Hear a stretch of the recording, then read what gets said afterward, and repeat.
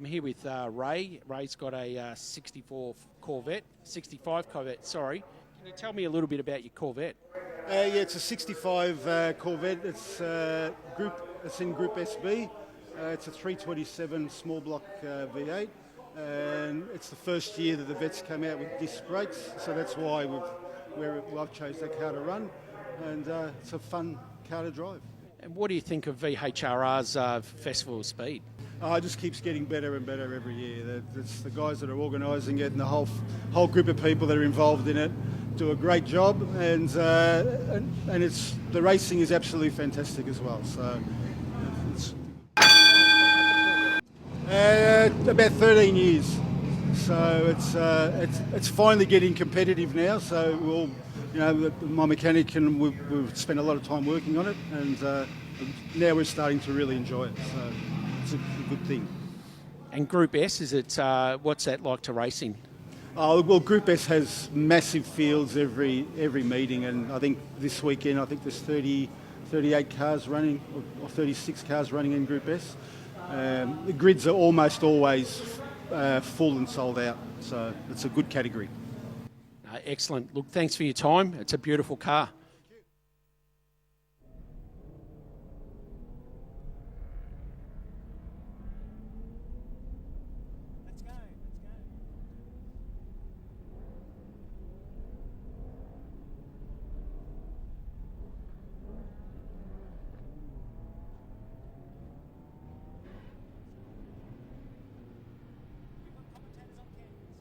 Righto, here we go. The Group S production sports cars are coming out on the track, and I welcome Tom Walstab to the microphone. Good afternoon, Tom. Great to be here, and I'll only tell you once the pronunciation. It's Walstab. Sorry, but that's mate. okay. He spelled it wrong. Last time I was here, I was Tony Walstab, and I wasn't driving very well, so I was quite happy to be incognito. Now, first question: how come an MG midget can be on the front row of the grid? All right, that is the absolute beauty of Group S. That as production sports cars, we have a family of different cars that all have different strengths and weaknesses, characteristics. We have on the front row, you've got a big V8. On the second row, the big V8 of Ray Narkiewicz. Got Dub Barber in his 911 on the front row. Simon Meyer and the little Sprite next to him, another 911 behind. We have these cars that got these different characteristics. And yeah, but it is quick for a Sprite, isn't it? Oh, look, the Meyer boys and his brother, unfortunately, isn't here this weekend.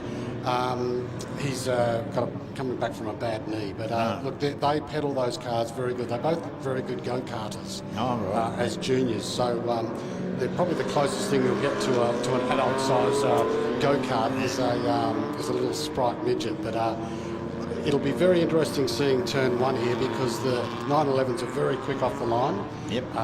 That engine sitting over the back wheels, they get great traction, and with any luck, I think we're going to see a little bit of action here at turn one or turn two, with Simon just trying to get ahead of him. So it'll be a really interesting race, this one. Good. Now, what is a production sports car? Production sports cars are mildly modified production cars. So basically they're a production car with a bit of safety in it. So it's a cage, it's seats, it's belts. You're allowed to rebuild the motors. The internals are a little bit free, but you can't change the geometry of the suspension or change the capacity. So they're very much a great way to come into motor racing. So the engine isn't highly modified?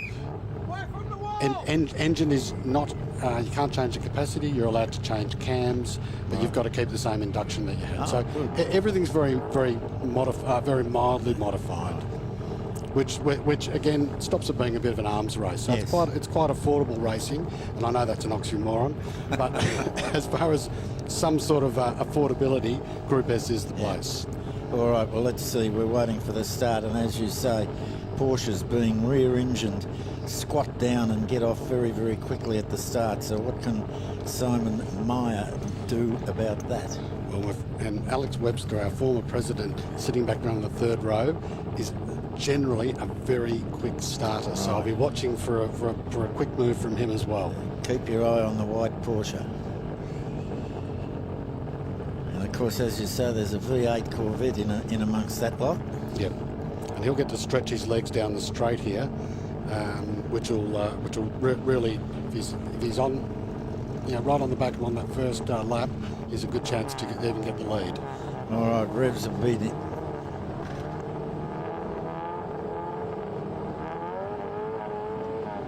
plenty of revs. There we go. Oh, a good jump from Meyer. But let's see if he gets away with it, because he was certainly about a car's length as they took off. And well, that's Mickey Perlat in the 911 who's come off he's actually come off the second row there and taken the lead, which is a great start by him. It certainly is. Meyer relegated back to third position. The big Corvette right behind him. We've got a Alfa Romeo that's spun on turn one, but the whole field got through him. That shouldn't be a problem. He's got going again, He's so got going. That's we great. can concentrate back on up the front.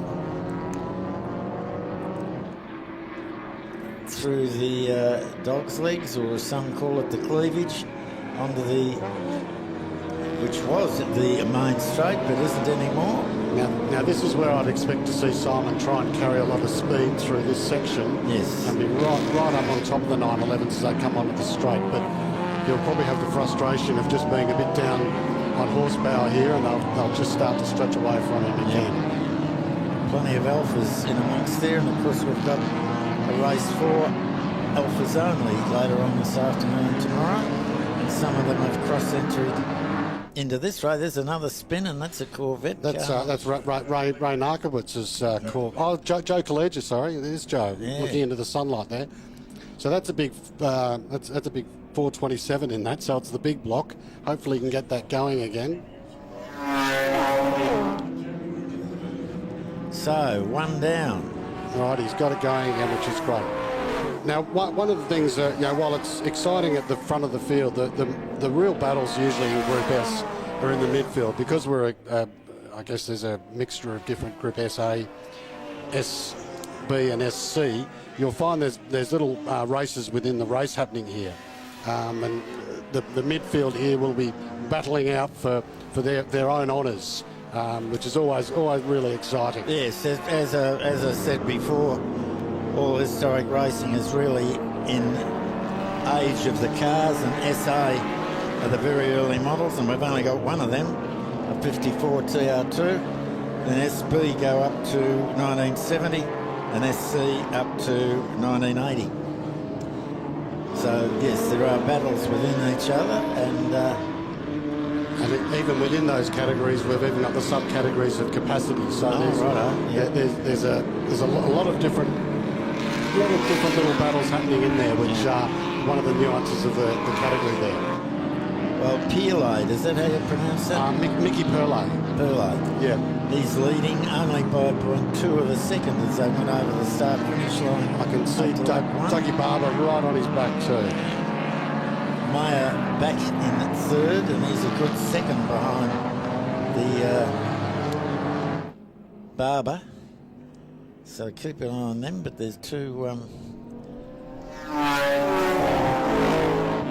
like I say, there's little dices going on all around the track. Now what we've got on track there is what I should be racing at the moment, which is Tim Linus and his beautifully prepared Porsche 928. So front engine V8, a big 4.5 litre, and Tim's done about 13 Targa Tasmanias and a lot of racing experience. And we call him the unofficial mayor of the Barossa Valley. He comes from South Australia and loves a red wine, and very generous sharing it as well. I can see why you call him that. Why have we only seen 928 Porsches recently? I mean, Group S has been around for 30 years or something. We have never seen a 928 until, what, 3 or 4 years ago? Yeah, Tim and I are the only stupid enough ones to race them. It sounds like great ingredients there. You've got a Porsche front engine V8, 50-50 weight distribution, but they're not something that was commonly raced, and the 911 is such a car ready to race. It tends to occupy it. Yeah. Now I'm having a little look back through the field to see where the battles are at the moment. Replay coming up of Collegia spinning out. He's just sitting there. We were waiting for the cars to get out of the way. You can't just drive back when you want to, obviously. So that's dropped him about 20 places. Back to the leaders. Now here is a classic Group S battle where you've got a big V8 Corvette and a little Sprite nipping at his heels. So it'll be interesting to watch how quickly he catches him right round the back, and he'll be all over Joe by the time we get through these twisty bits. Yes, he would be wishing that it was the short track. He would indeed. He would rather than the long track.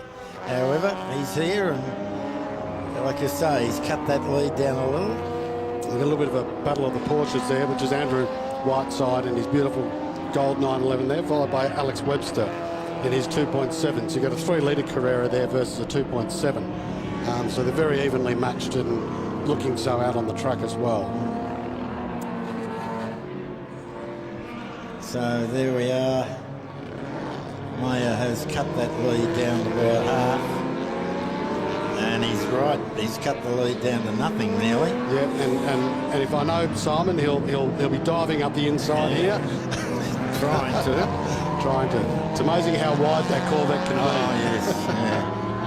So there he is looking for a tow, but the big literage of the V8 in the Corvette pulls away from him down the straight. Now I'm looking there somewhat in the midfield as well. I can see the big Pantera of Ross Jackson there dicing with Perry Spirides. I think I've pronounced his name wrong. Spirides. There we go. Sorry. Oh, who's just managed to go round as I mozzed him. That Tom is called the commentator's curse. We do it all the time here. Let it go. So we've got Doug out in front, still leading. Only by 0.6 of a second. And it really, I'm surprised to see how how close Ray's getting through the twisty bits there. He really manages to get that Corvette of his turning a lot better than you'd expect a car of its weight and size. Yeah.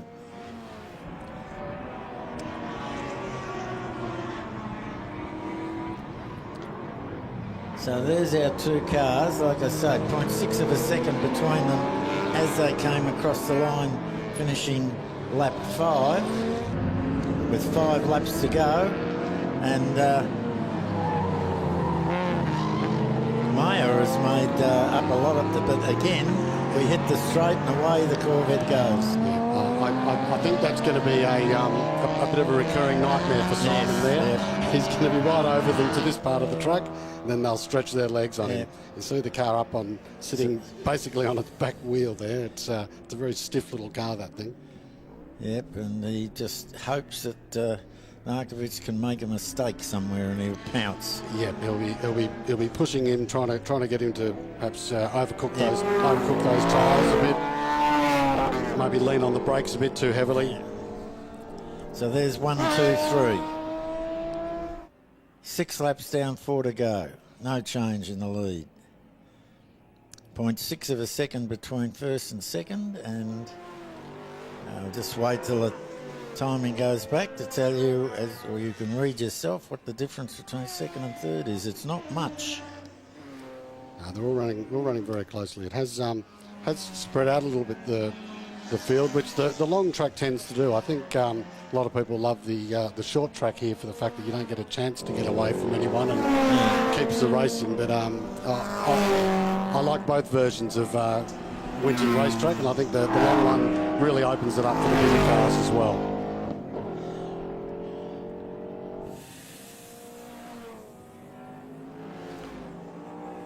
So we can see there that Joe Collegia, who's now pointing in the right direction, is starting to come back up through the field. So he's... we've got a David Bagent. Yeah, David MG. He's had an off, but he's back going again.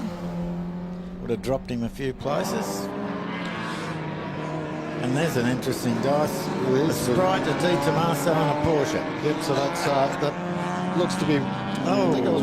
That's Hung Do in his 240Z, and I think that's a bit of a wet bit of It's grass he's managed to put himself into there, and he may not be going anywhere. So hopefully it's in a fairly safe spot.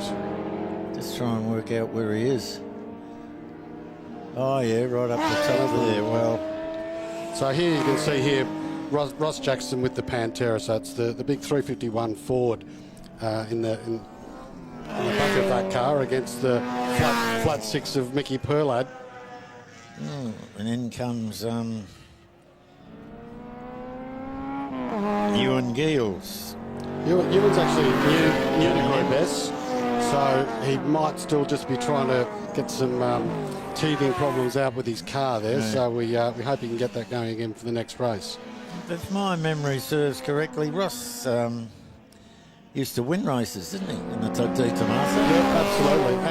And I don't think Ross has gotten any slower. I just think everyone else is starting to get a bit faster. And again, we have a lot of different winners in Group S, which again one of the reasons it's such a popular category. With in our association we've got 150 members across Australia, so it's a well patroned racing group. Now, I didn't see what happened to Mickey Perlad earlier, who's now back there racing with Ross, but again, he might have run wide somewhere. We've missed it. 309 is that Alpha GTV 2000. And again, this great dice between the 5-litre Italian Di Tommaso and the Porsche, but then there's a Sprite or a midget. Yes, joined in. Yep, that's one of the hots, and I'll have to work out which one of the hots. So we've actually got a family of hots racing this weekend. We've got the father Warren, the son Blake, and the wife Tammy. Yay! So it's a whole family affair with the hots, which is absolutely fantastic. Well, there's a great drag race here between the Pantera and the 911, and the brakes on the 911 just getting Mickey through there. Yeah. It's fantastic dice between those two.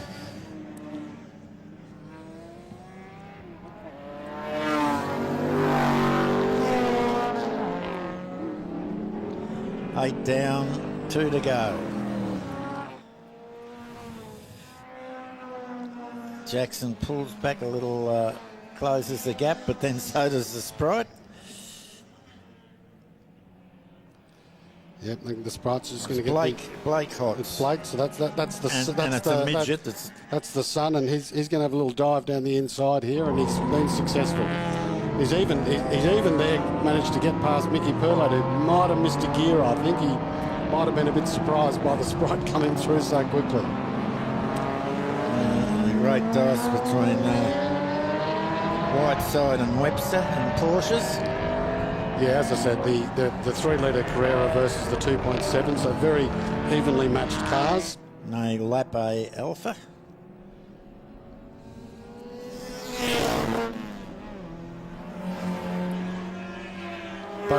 Both the Andrews there, Andrew Whiteside and Andrew Webster, have both been racing for a long time, and both very, very clean and very fair races. So they'll have a great door handle to door handle battle, and you won't see any touches there, which is I guess one of the things we pride ourselves here on Group S. And there's a Datsun 2000, the only one in the race. Yeah, that's on Andre Brett, and he's having a little battle there with John Geist in his Datsun 2000. So the two Datsuns have managed to find themselves on the track and appropriately battling each other, which is great. Couldn't care who won or whatever's going. They're having their own ball. No, you're racing the person in front and the person behind, and you don't really care about anyone else. No. And yes, they didn't make a lot of Datsun 2000s. They when the 240Z came, then they took off. But the Datsun 2000 didn't. It was a good car. A great car. Yeah. Great car. So we've got Mickey Perlad and Ross Jackson still battling it out, and I thought Mickey might have got away from Ross, but Ross is a bit hard to shake around here. He's probably done as many laps around Winton as anyone out there. Yeah. And Ross and I normally have great battles, and we're always door handle to door handle with a. He's a very respectful driver, which I think a lot of the people here admire. So it's great to see him still up there in the top half of the field. All right, last lap.